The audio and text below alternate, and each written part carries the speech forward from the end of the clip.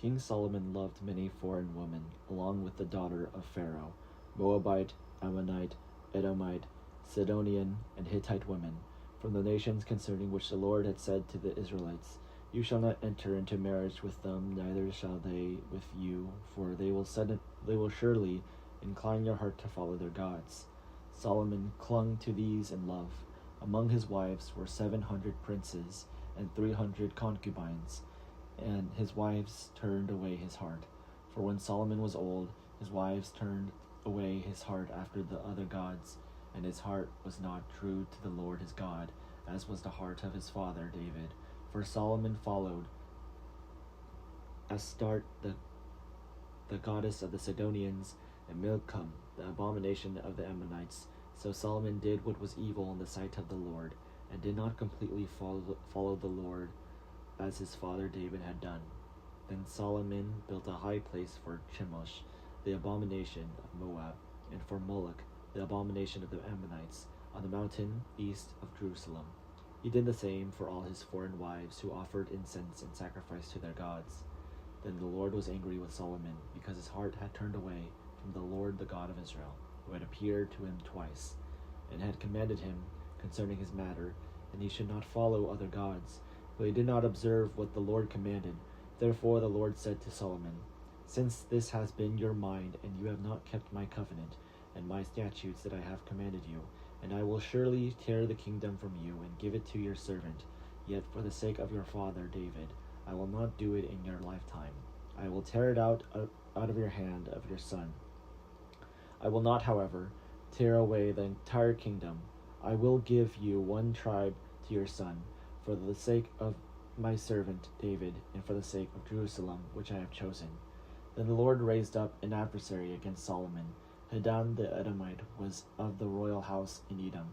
For when David was in Edom, and Joab the commander of the army went up to bury the dead, he killed every male in Edom.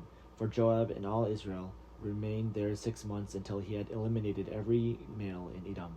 But Hadad fled to Egypt with some Edomites who were servants of his father. He was a young boy at the time.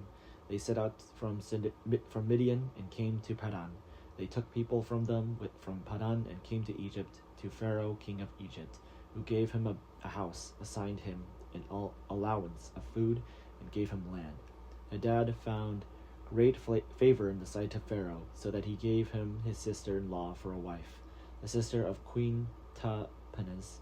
The sister of Tahpenes gave birth by him to his son, Genubath, whom Tahpenes weaned in Pharaoh's house. Genubath was in Pharaoh's house among the children of Pharaoh. When Hadad heard in Egypt that David slept with his ancestors, and that Joab the commander of the army was dead, Hadad said to Pharaoh, "Let me depart, that I may go to my own country." But Pharaoh said to him, "What do you lack with me, and that now you seek to go to your own country?" And he said, "No, do let me go."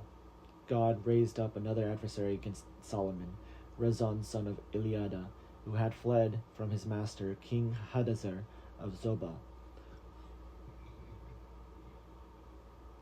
He gathered followers around him and became leader of a marauding band after the slaughter by David.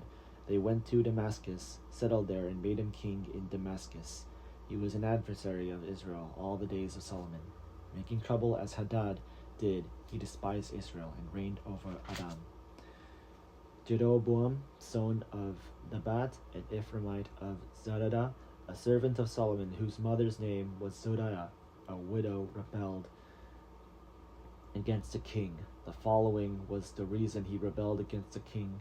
Solomon built the Millo and closed up the gap in the wall of the city of his father David.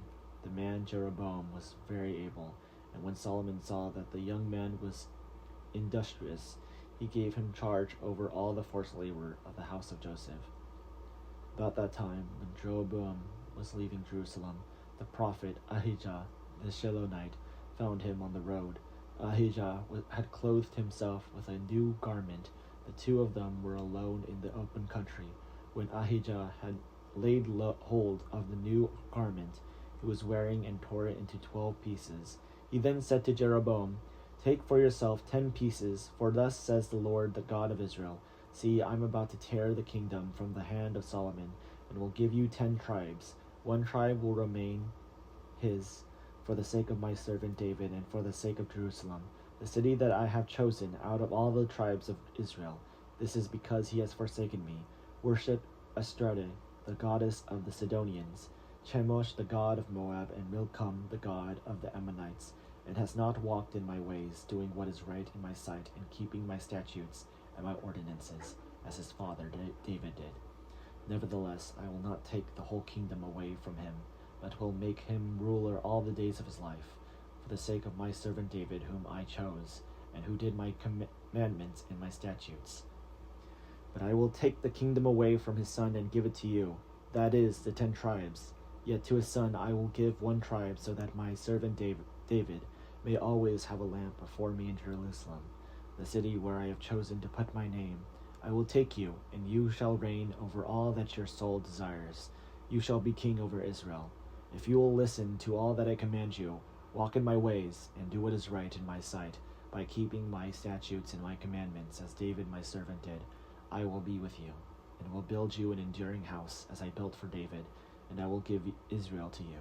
For this reason I will punish the descendants of David, but not forever.